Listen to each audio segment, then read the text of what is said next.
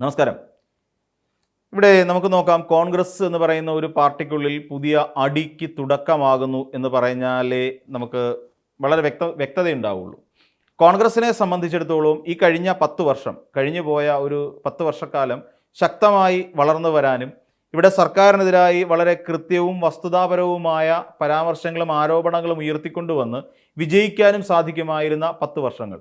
അതിന് നിയമപരമായ പോരാട്ടങ്ങൾ നടത്താമായിരുന്നു, നിയമപരമായ നീക്കങ്ങൾ നടത്താമായിരുന്നു. അതിനുമപ്പുറത്തേക്ക് വിജിലൻസ് കേസ് ഉൾപ്പെടെയുള്ള കാര്യങ്ങൾക്ക് മുൻകൈ എടുക്കുന്ന തരത്തിലേക്ക് കാര്യങ്ങൾ കൊണ്ടെത്തിക്കാം. CBI അന്വേഷണം, ED അന്വേഷണം തുടങ്ങിയ നിരവധി അന്വേഷണങ്ങൾ കൊണ്ട് സർക്കാരിനെ പൊറുതിമുട്ടിക്കാൻ കഴിയുമായിരുന്ന മികച്ച 10 വർഷങ്ങളാണ് സത്യത്തിൽ കോൺഗ്രസും UDFും ചേർന്ന് കേരളത്തിൽ നഷ്ടപ്പെടുത്തിയെന്ന് പറയാതിരിക്കാൻ സാധിക്കില്ല.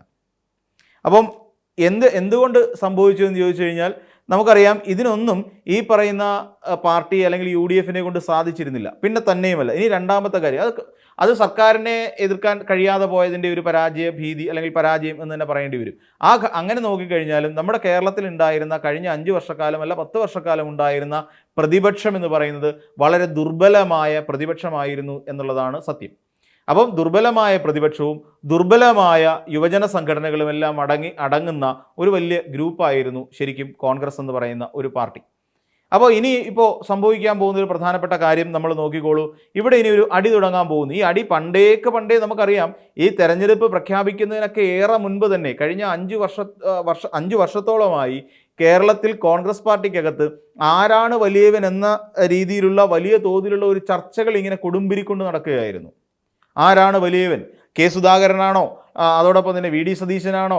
ഇനിയും രമേശ് ചെന്നിത്തലയാണോ? KC വേണുഗോപാലാണോ? K മുരളീധരനാണോ? ശശി തരൂരാണോ?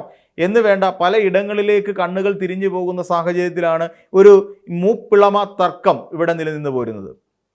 എന്നാൽ ഇപ്പോൾ തെരഞ്ഞെടുപ്പ് അടുത്തപ്പോൾ ഞങ്ങളെല്ലാവരും ഒറ്റക്കെട്ടാണെന്നും ടീം UDF ആണ് എന്ന് പറഞ്ഞുകൊണ്ട് ഇവിടെ സ്ഥാനാർത്ഥി പ്രഖ്യാപനം നടത്തിയപ്പോഴാണ് അറിയുന്നത് ഇവിടെ ടീം UDF അല്ല, ടീം അല്ലാത്ത ഒരു UDF ആണ് ഇവിടെ കേരളത്തിലുള്ളതെന്ന്. കോൺഗ്രസ് പാർട്ടിയിൽ നിന്ന് മുൻപെങ്ങുമില്ലാത്ത വിധത്തിൽ ഏറ്റവും അധികം കൊഴിഞ്ഞുപോക്കുകൾ നടക്കുന്ന ഒരു സാഹചര്യം ഈ തെരഞ്ഞെടുപ്പിൻ്റെ സ്ഥാനാർത്ഥി നിർണയ സമയത്ത് ഇവിടെ കേരളത്തിലുണ്ടായി. പെരുമ്പാവൂരിലൊരു എൽദോസ് കുന്നപ്പള്ളി വിമതനായി മത്സരിക്കുമെന്ന് കേട്ടിരുന്നു. ആലപ്പുഴയിലും തളിപ്പറമ്പിലും കൊയ്യൻ ജനാർദ്ദൻ അടക്കമുള്ളവർ, ആലപ്പുഴ നമ്മൾ ഇങ്ങോട്ട് നോക്കിക്കഴിഞ്ഞാൽ ഒടുവിൽ ഇവിടുന്ന് CPMുമായി ചർച്ച നടത്തിക്കൊണ്ടിരിക്കുന്ന നുസൂർ അടക്കമുള്ള ഒരു വലിയ വിഭാഗം ചേരി ഇവിടെ രൂപപ്പെട്ടിരിക്കുന്നു. അത് വിമത ചേരി എന്നൊക്കെ വിളിക്കാൻ കഴിയുന്ന പോലെ അവർ പലരും കോൺഗ്രസ് എന്ന് പറയുന്ന പാർട്ടി ബന്ധം ഉപേക്ഷിച്ചുകൊണ്ട് അവർക്ക് കുറച്ചുകൂടെ സേഫായി നിൽക്കുക, അല്ലെങ്കിൽ വിമതന്മാർ എന്ന് പറയുന്ന ഒരു നിലപാടിലേക്ക് പലരും എത്തിപ്പെട്ടു. എന്നാൽ CPMൽ നിന്ന് അവരിപ്പോൾ ഏറ്റവും കൂടുതൽ സാംശീകരിച്ചിരിക്കുന്ന ഒന്ന് G സുധാകരൻ എന്ന് പറയുന്ന നേതാവിനെയാണ്. പിന്നീട് മറ്റൊന്ന് TK ഗോവിന്ദൻ എന്ന് പറയുന്ന നേതാവിനെയാണ്. പയ്യന്നൂരിൽ നിന്ന് കുഞ്ഞികൃഷ്ണൻ എന്ന് പറയുന്ന നേതാവിനെയാണ്. അപ്പോൾ നമ്മൾ മറ്റൊരിടത്തേക്ക് പോയി കഴിഞ്ഞാൽ PK ശശി ഒറ്റപ്പാലത്ത് വന്നിരിക്കുന്നു എന്നുള്ളതാണ്. ഇവരൊക്കെ നമ്മൾ പരിശോധിക്കുമ്പോൾ ഇവരെല്ലാം പാർട്ടിയിൽ അധികാരത്തിന് വേണ്ടി നിന്ന ഏറ്റവും അധികം ഈ പറയുന്ന പോലെ അവർക്ക് പാർട്ടിയിൽ നിന്ന് ലഭിക്കേണ്ട എല്ലാ കാര്യങ്ങളും ലഭിക്കുകയും പിന്നീട് ചണ്ടിയായി മാറുകയും ചെയ്തു എന്ന് പറയുന്നതാണ് സത്യം. ഒരുപക്ഷെ ഇന്ന് പാർട്ടിയിൽ നിലനിന്നിരുന്നെങ്കിൽ ഏറ്റവും ബൃഹത്തായിട്ടുള്ള സ്ഥാനമാനങ്ങൾ വഹിക്കേണ്ടിയിരുന്നവരാണ് ഇവരെല്ലാം. ഈ പറഞ്ഞ പലരും സംഘടനയുമായി ബന്ധപ്പെട്ടിട്ടോ അതുമല്ലെങ്കിൽ സർക്കാരുമായി ബന്ധപ്പെട്ടിട്ടോ കോർപ്പറേഷനുകളിൽ ബന്ധപ്പെട്ടിട്ടോ ഒക്കെ ഒരു പ്രത്യേക സ്ഥാനങ്ങൾ അലങ്കരിച്ചിരുന്ന വ്യക്തികളാണ് എന്നുള്ളതാണ് വസ്തുത. എന്നിട്ട് പോലും സ്വന്തം താല്പര്യാനുസൃതമായി പാർട്ടിയിൽ ഉന്നത പദവികൾ പോലും വേണ്ട എന്ന് വെച്ചുകൊണ്ട് അവർ പതുക്കെ അവിടെ നിന്ന് ഇറങ്ങി രാജിവെക്കുന്നു, കോൺഗ്രസിലേക്ക് പോകുന്നു. അവരെ കോൺഗ്രസ് സ്ഥാനാർത്ഥികളാക്കി മാറ്റി മത്സരിപ്പിക്കുകയും ചെയ്യുന്നു. പക്ഷേ ഇതെല്ലാം സംഭവിച്ചിരിക്കുന്നത് നമുക്കറിയാവുന്നതുപോലെ ഈ പാർട്ടിയുടെ CPM എന്ന് പറയുന്ന പാർട്ടിയുടെ ഉത്തുംഗമായ അല്ലെങ്കിൽ ഏറ്റവും കൂടുതൽ പ്രവർത്തകരുള്ള, പാർട്ടിക്ക് വേണ്ടി ഹൃദയം കൊടുത്ത് നിൽക്കുന്ന, ചങ്ക് പറിച്ചു കൊടുക്കുന്ന ആൾക്കാരുടെ ഇടയിലാണെന്ന് മാത്രം. അതാണ് കാര്യം. എന്നാൽ ബാക്കി ഈ വിമതന്മാരെല്ലാം മത്സരിക്കുന്നത് ഇങ്ങനെയുള്ള സ്ഥാനാർത്ഥി നിർണയത്തിൽ വെറുപ്പ് പൂണ്ടിട്ട് നിൽക്കുന്നവരാണ് ബാക്കിയുള്ളവരെല്ലാം. അതായത് ഇപ്പോൾ ഈ പറയുന്ന പോലെ G സുധാകരനെതിരായി മത്സരിക്കാൻ വരുന്നു. അങ്ങനെ പിന്നെ പയ്യന്നൂരിൽ, തളിപ്പറമ്പിൽ തുടങ്ങിയ സ്ഥലങ്ങളിലെല്ലാം ആ രീതിയിലാണ് കോൺഗ്രസിലെ വിമതന്മാർ മത്സരിക്കുന്നതെന്ന് നമുക്ക് മനസ്സിലാക്കാൻ സാധിക്കും. ഇങ്ങനെ അടിയുടെ പൂരം എന്ന് പറയുന്ന പോലെയുള്ള സംവിധാനങ്ങളും പ്രശ്നങ്ങളും ഒക്കെ ആയിട്ടാണ് പലപ്പോഴും കോൺഗ്രസ് പാർട്ടി എല്ലാ കാലത്തും തെരഞ്ഞെടുപ്പിനെ നേരിട്ട് കൊണ്ടിരുന്നത്. ഇത്തവണയും അതിന് വലിയ മാറ്റമൊന്നുമില്ല എന്നുള്ളതാണ്. അപ്പോഴാണ് KC വേണുഗോപാൽ എന്ന് പറയുന്ന ഒരു നേതാവ് ഇവിടെ ഒരുപാട് തലങ്ങളിൽ, എനിക്ക് തോന്നുന്നു ഏറ്റവും കൂടുതൽ സ്ഥാനാർത്ഥികൾ KC വേണുഗോപാലിൻ്റെ നോമിനികളാണ് എന്നുള്ളതാണ് കേരളത്തിൽ ഇപ്പോൾ മത്സരിക്കുന്നവർ, കോൺഗ്രസ് നേതാക്കന്മാരിൽ. അപ്പോൾ അങ്ങനെ ഏറ്റവും കൂടുതൽ സ്ഥാനാർത്ഥികളെ പ്രഖ്യാപിച്ചുകൊണ്ട് KC വേണുഗോപാൽ മുൻപന്തിയിൽ നിൽക്കുന്നു. 2ാം സ്ഥാനത്ത് വി.ഡി. സതീശൻ, 3ാം സ്ഥാനത്ത് രമേശ് ചെന്നിത്തല. അപ്പോൾ ഇങ്ങനെ ഇതിനിടയിൽ തനിക്ക് സീറ്റ് വേണമെന്ന് പറഞ്ഞുകൊണ്ട് ബഹളം വെച്ചുകൊണ്ട് നടന്ന കെ സുധാകരൻ അയഞ്ഞു മാറുന്നു. അയഞ്ഞു മാറിക്കൊണ്ട് കെ സുധാകരൻ തനിക്ക് കുഴപ്പമൊന്നുമില്ല, ഞാൻ ഇവിടുന്ന് മാറി നിന്നോളാം, ഞാൻ പാർട്ടിയേക്കാൾ തീരെ ചെറിയ ഒരാളാണ് എന്നൊരു ബോധ്യം കൊടുത്തുകൊണ്ട് കെ സുധാകരൻ മാറി നിൽക്കുന്ന ഒരു മാതൃകാപരമായ നീക്കം. അപ്പോൾ ഇങ്ങനെ നിൽക്കുന്ന ഒരു സാഹചര്യം. അപ്പോൾ താൻ എന്തിനാണ് കെ സി വേണുഗോപാൽ കൂടുതൽ ആൾക്കാരെ ഇവിടെ ഇറക്കുമതി ചെയ്തതെന്ന് ചോദിച്ചാൽ ഉത്തരം വളരെ ലളിതമാണ്. കേരളത്തിൻ്റെ സവിശേഷ സാഹചര്യം അനുസരിച്ചുകൊണ്ട്, പ്രത്യേകിച്ച് കോൺഗ്രസ്സിലുള്ള നേതാക്കന്മാരുടെ സ്വഭാവ ഗുണമനുസരിച്ച് നോക്കുമ്പോൾ ഇവിടെ ഒരു വലിയ തോതിലുള്ള ഒരു തമ്മിൽ തല്ല് നടക്കാനുള്ള സാധ്യതയുണ്ട്. ഇനിയിപ്പം മറ്റൊരാളും കൂടി ഈ കൂട്ടത്തിലേക്ക് വന്നിരിക്കുന്നു. ജി സുധാകരൻ കൂടി എത്തിപ്പെട്ടിരിക്കുന്നു. ജി സുധാകരൻ വിമതൻ, സ്വതന്ത്രൻ എന്നുള്ള ജനകീയ സ്വതന്ത്രൻ എന്ന ലേബലിലാണ് മത്സരിക്കുന്നതെങ്കിലും ഈ ജി സുധാകരൻ സഭയിലേക്ക് എത്തിക്കഴിഞ്ഞാൽ ഉറപ്പായും ഒരു മുഖ്യമന്ത്രി സ്ഥാനത്ത് അദ്ദേഹം ചോദിച്ചിരിക്കുമെന്നുള്ള കാര്യത്തിൽ യാതൊരു തർക്കവും വേണ്ട. അതിനുള്ള നീക്കമാണ് ജി സുധാകരൻ നടത്തിയിരിക്കുന്നത്. അപ്പം ജി സുധാകരൻ കൂടി ഒരു മുഖ്യമന്ത്രി സ്ഥാനത്തിന് വേണ്ടി പരിശ്രമിക്കുന്നു. അപ്പം മുഖ്യമന്ത്രിമാരുടെ എണ്ണം ഇവിടെ കൂടിക്കൊണ്ടിരിക്കുന്നു. ഇപ്പം കെ മുരളീധരന് പറയുന്നുണ്ട്, എനിക്ക് മുഖ്യമന്ത്രി ആവേണ്ട, ഞാൻ പണ്ട് കാലം മുതൽ ഞാൻ മന്ത്രിമന്ദിരത്തിലാണ് വളർന്നത്, അതുകൊണ്ട് മന്ത്രിമാരെ കണ്ട് എനിക്ക് നല്ല ശീലമാണ് എന്നൊക്കെ പറഞ്ഞിരുന്നാലും ഈ പറയുന്ന മുഖ്യമന്ത്രി എന്ന് പറയുന്ന ഒരു സ്ഥാനത്തോട് അടുക്കുമ്പോൾ ശരിക്കും കെ മുരളീധരനെ സംബന്ധിച്ചിടത്തോളം ഒരു വലിയ ബാധ്യതയായി മാറാനുള്ള, അല്ലെങ്കിൽ പാർട്ടിക്കൊരു ബാധ്യതയായി മാറാനുള്ള സാഹചര്യമുണ്ട്. ഒരിക്കൽ വൈദ്യുതി വകുപ്പ് മന്ത്രി ആയിരുന്ന കെ മുരളീധരൻ പിന്നീട് മത്സരിക്കുമ്പോൾ അവിടെ പരാജയപ്പെടുന്നു. പാർട്ടി പിന്നിൽ നിന്ന് പാലം വലിച്ചുകൊണ്ടാണ് അവിടെ ആദ്യമായിട്ട് മന്ത്രിയായിരിക്കുന്ന ഒരാൾ MLA ആയി മത്സരിച്ച് പരാജയപ്പെടുന്നത്. ഒരു ചരിത്രപരമായ നീക്കമായിരുന്നു അത്. അപ്പം ഇതിനേക്ക് മുരളീധരനും ഒക്കെ കൂടെ ഇതിനകത്ത് ചേർന്ന് വരും. അപ്പോഴാണ് കെ സി വേണുഗോപാലിനെ സംബന്ധിച്ചിടത്തോളം ഇതൊരു നല്ല ഒരു അവസരമാണ് എന്ന് അദ്ദേഹത്തിന് മനസ്സിലാവുന്നത്. അപ്പോൾ കെ സി വേണുഗോപാലിനെ സംബന്ധിച്ചിടത്തോളം ഏറ്റവും സേഫസ്റ്റ് ആയിട്ടുള്ള ഒരു സീറ്റ് ഇപ്പോൾ തന്നെ അദ്ദേഹം കണ്ടുപിടിച്ച് വെച്ചിട്ടുണ്ട് എന്നുള്ളത് വസ്തുതയാണ്. എന്തുകൊണ്ടാണ് ഇവിടെ ഇങ്ങനെ ഈ പറയുന്ന നേതാക്കന്മാർ തമ്മിൽ ഒരു തർക്കം നടക്കുമെന്നുള്ള കാര്യം കെ സി വേണുഗോപാലിന് നന്നായി അറിയാം. അപ്പോൾ അങ്ങനെ നന്നായി അറിയാവുന്ന സാഹചര്യത്തിൽ ഒരു സമവായം ഉണ്ടാക്കാൻ വേണ്ടി ഞാൻ മുഖ്യമന്ത്രിയാകുന്നു എന്നുള്ള നിലയ്ക്ക് നിന്നുകൊണ്ട് കെ സി പെട്ടെന്ന് ഇവിടെ ഉദയം ചെയ്യുന്നു. കെ സിയുടെ നോമിനിമാരെ കൂടുതൽ മത്സരിപ്പിച്ചതിൻ്റെ പിന്നിലുള്ള രഹസ്യം അതുതന്നെയാണ്.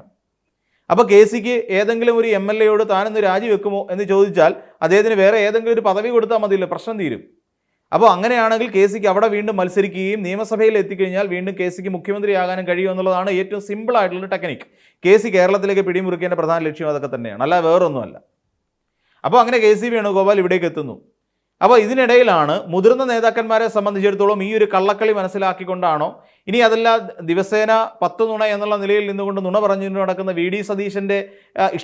സതീശനുള്ള വെറുപ്പ് കൊണ്ടാണോ എന്നറിയില്ല, മുതിർന്ന നേതാക്കന്മാരെ സംബന്ധിച്ചിടത്തോളം ഏറ്റവും കൂടുതൽ ഇഷ്ടം രമേശ് ചെന്നിത്തല എന്ന് പറയുന്ന നേതാവിനോട് തന്നെയാണ്. ഒരുപക്ഷെ കേരളത്തിലുള്ള ഒരുമാതിരിപ്പെട്ട എല്ലാ ജനങ്ങളും വി.ഡി. സതീശനേക്കാൾ മികച്ച നേതാവ് എന്നുള്ള നിലയിൽ കെ സി വേണുഗോപാൽ രമേശ് ചെന്നിത്തലയെ കാണുന്നു എന്നുള്ളത് വസ്തുതാപരമായൊരു കാര്യമാണ്.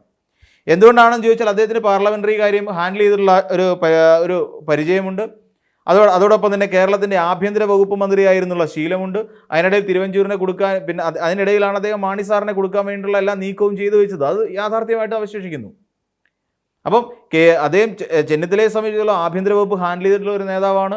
അതോടൊപ്പം തന്നെ അദ്ദേഹത്തിന് വിവിധ തലങ്ങളിൽ പ്രവർത്തിച്ചുള്ള പരിചയവുമുണ്ട്. ജനങ്ങളുമായി വളരെ നല്ല കൃത്യമായി ഇടപഴകാനുള്ള ശേഷിയും രമേശ് ചെന്നിത്തല എന്ന് പറയുന്ന നേതാവിനെ വ്യത്യസ്തനാക്കുന്നു. വി.ഡി. സതീശൻ ഇല്ലാതെ പോകുന്ന ക്വാളിറ്റിയും അത് തന്നെയാണ്. വി.ഡി. സതീശനെ സംബന്ധിച്ചിടത്തോളം സതീശൻ ഇങ്ങനെ വിരൽ ചൂണ്ടി സംസാരിക്കാൻ മാത്രമേ അറിയൂ. അതിനുമപ്പുറത്തേക്ക് മാധ്യമപ്രവർത്തകരെ ചീത്ത വിളിക്കാനും, തൻ്റെ മുന്നിലിരുന്ന് ഏതെങ്കിലും ഒരു പ്രവർത്തകൻ താൻ പ്രസംഗിക്കുന്നതിനിടയിൽ ഒരു പ്രവർത്തകൻ എന്തെങ്കിലും സംസാരിക്കുകയോ എല്ലാം ചെയ്ത് ഇറങ്ങിപ്പോടൂ എന്ന് പറയാൻ ചങ്കുറപ്പുള്ള ഒരു നേതാവാണ് വി.ഡി. സതീശൻ.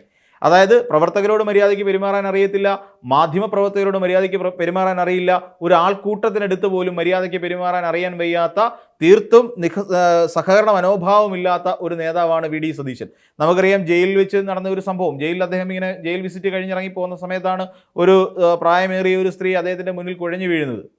ഇതിനെയൊക്കെ ആരാ ഇങ്ങോട്ട് കയറ്റി വിട്ടത് എന്നുള്ള ചോദ്യം ചോദിച്ചുകൊണ്ട് നടന്നിറങ്ങി പോകുന്ന വി.ഡി. സതീശനെ ആ ദൃശ്യങ്ങളിൽ നമുക്ക് കാണാം. അപ്പോൾ വി.ഡി. സതീശനെ സംബന്ധിച്ചിടത്തോളം മനുഷ്യരോട് പെരുമാറിയുള്ള ശീലം സതീശന് കുറവാണ്. എന്തിനേറെ പറയാം, സ്വന്തം മണ്ഡലത്തിലുള്ള ജനങ്ങളോട് പോലും മര്യാദയ്ക്ക് പെരുമാറാൻ അറിയാൻ വയ്യാത്ത ഒരു നേതാവാണോ വി.ഡി. സതീശൻ എന്ന് അവിടെയുള്ള നേതാക്കന്മാർക്കും പ്രവർത്തകർക്ക് പോലും ഇപ്പോഴും സംശയമുണ്ട്. അപ്പോൾ അതാണ് ശരിക്കും വി.ഡി. സതീശനെ ചെന്നിത്തലയിൽ നിന്ന് വ്യത്യസ്തനാക്കുന്ന ധാർഷ്ട്യം എന്ന് പറയുന്ന മുഖമുദ്ര. എന്നാൽ ചെന്നിത്തലയാകട്ടെ സരസമായി എല്ലാവരോടും ചിരിച്ചുകൊണ്ട് പെരുമാറുന്ന, മാധ്യമപ്രവർത്തകർ എത്ര തൊനഷ്ട് ചോദ്യം ചോദിച്ചിരുന്നാലും ശരി, ആ ചോദ്യത്തിനെല്ലാം വളരെ വ്യക്തമായി മറുപടി പറയാൻ കഴിയുന്ന, അല്ലെങ്കിൽ അതിൽ നിന്നും വളരെ തന്ത്രപരമായി ഒഴിഞ്ഞു മാറാൻ ശേഷിയുള്ള തന്ത്രം പഠിച്ച ഒരു നേതാവ് കൂടിയാണ് രമേശ് ചെന്നിത്തല എന്ന് പറയേണ്ടി വരും. ഈ തന്ത്രവും നയതന്ത്രവുമെല്ലാം കൃത്യമായി ചെന്നിത്തല മനസ്സിലാക്കിയത് ഗുരുവായ കെ കരുണാകരനിൽ നിന്നാണ് എന്നുള്ള കാര്യം നമുക്ക് എല്ലാവർക്കും അറിയാം. അപ്പോൾ ആ കരുണാകരൻ്റെ ക്വാളിറ്റിയാണ് ചെന്നിത്തല വെച്ച് പുലർത്തുന്നത്. പക്ഷേ പിന്നീട് കരുണാകരനെ പിന്നിൽ നിന്ന് കുത്തുന്നതിൽ മുമ്പനായി നിന്ന ഒരു നേതാവാണ് രമേശ് ചെന്നിത്തല എന്നുള്ള കാര്യവും കേരളത്തിലുള്ളവർക്ക് എല്ലാവർക്കും അറിയാം. അന്ന് ഉമ്മൻചാണ്ടിക്കൊപ്പം കൂടി നിന്നുകൊണ്ട് നടത്തിയ കള്ളക്കളികളെല്ലാം ജനങ്ങൾക്കറിയാം. എന്നിരുന്നാൽ തന്നെയും ഇപ്പോൾ പി ജെ കുര്യനാകട്ടെ, കെ സുധാകരനാകട്ടെ തുടങ്ങി മുതിർന്ന നേതാക്കന്മാരെ സംബന്ധിച്ചിടത്തോളം ഈ പറയുന്ന രമേശ് ചെന്നിത്തലയെ തന്നെയാണ് പ്രാധാന്യത്തോടു കൂടി കാണുന്നത്. അപ്പം മുതിർന്ന നേതാക്കൾക്ക് രമേശ് ചെന്നിത്തല തന്നെ മുഖ്യമന്ത്രി സ്ഥാനത്തേക്ക് വരണം എന്ന് ഇപ്പം തന്നെ തോന്നി. അതായത് ഒരു തല്ലിൻ്റെ തുടക്കം വീണ് കഴിഞ്ഞു. ഇനി ഒരു പറ്റം നേതാക്കന്മാർ, ഇപ്പം വി എം സുധീരൻ അടക്കമുള്ള നേതാക്കന്മാർ ഇനിയിപ്പോൾ വി ഡി സതീശൻ മുഖ്യമന്ത്രിയായി കാണണം എന്ന് പറയുന്ന ഒരു പരാമർശത്തിലേക്ക് വരും. അപ്പോൾ രണ്ടുപേർക്കും ആവശ്യമില്ലാത്ത ചില സ്വപ്നങ്ങളും പ്രതീക്ഷകളും ഒക്കെ വളർന്നു വന്നുകൊണ്ടേയിരിക്കും. ഇവരെ തമ്മിൽ തല്ലിക്കൊണ്ടേയിരിക്കും. അതിൻ്റെ ഇടയിൽ കെ മുരളീധരനെ ആരെങ്കിലും പിന്നിൽ നിന്ന് കെ മുരളീധരൻ എന്താ മുഖ്യമന്ത്രിയായി യോഗ്യനല്ലേ എന്ന് ആരെങ്കിലും ചോദിച്ചുകൊണ്ട് വരും. പ്രത്യേകിച്ച് തിരുവനന്തപുരത്തുള്ള കുറച്ച് നേതാക്കന്മാരും അവിടുത്തെ എം എൽ എമാരും ഒക്കെ ചോദിച്ചുകൊണ്ട് വന്നാൽ വീണ്ടും അവിടെ ഒരു അടിയാവും. അപ്പോൾ ഇതൊരു ബെടക്കാക്കി തനിക്കാക്കുന്ന ഒരു പ്രത്യേകതരം പരിപാടിയുമായി ഇപ്പോൾ കെ സി വേണുഗോപാൽ രംഗപ്രവേശനം ചെയ്തിരിക്കുന്നതുകൊണ്ട് കേരളത്തിൽ എന്തായാലും കോൺഗ്രസിൻ്റെ ഒരു മുഖ്യമന്ത്രി ഉണ്ടാകും എന്ന് നമുക്ക് തൽക്കാലം ആശ്വസിക്കാം.